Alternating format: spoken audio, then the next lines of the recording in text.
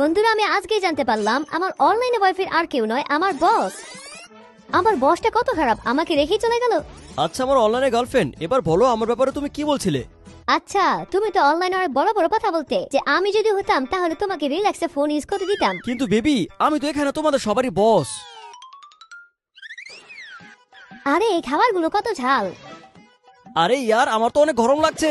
আরে কি করছো? তোমার গলার মধ্যে তো কি যে দাগ আছে। আরে বস, তলে তলে জল এতটুকু গড়িয়েছে। অ্যাকচুয়ালি আমার ডক্টর বলেছে গরম জামা কাপড় পরে থাকতে। এটা বলতে গিয়ে আবন থেকে তোমাদের সামনে উল্টো পাল্টা বলে ফেলেছে। বস বস, এবার মনে হয় আপনার বিয়ে করে ফেলা উচিত। আমাদের কোম্পানি একটি বড় ধরনের বিপদে পড়েছে। যদি আপনি আমাদের সাথে ডিল করেন তাহলে আপনারও 40% থেকে বেশি আরামসে লাভ হয়ে যাবে। আমি শিওর এই বসকে দিয়ে হবে না। এখন তো আমারও এটাই মনে হচ্ছে। স্যার, একটা ডিলের কথা বলেছিলাম। Hello hello sir.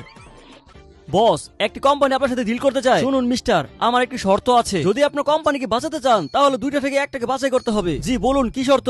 আমার মেয়েকে বিয়ে করতে হবে। আর এই ডিলটি করে কোম্পানি বাঁচিয়ে নাও। স্যার, বিজনেসে সবাই শুধু লাভটা খোঁজে, কিন্তু আমি মনে থেকে একজনকে ভালোবাসি, আর ওকে আমি ছাড়তে পারবো না। আমার বাবা তো শুধু তোমার পরীক্ষা নিচ্ছিল, আমাদের বিবাহ এবার পাক্কা হয়ে যাবে।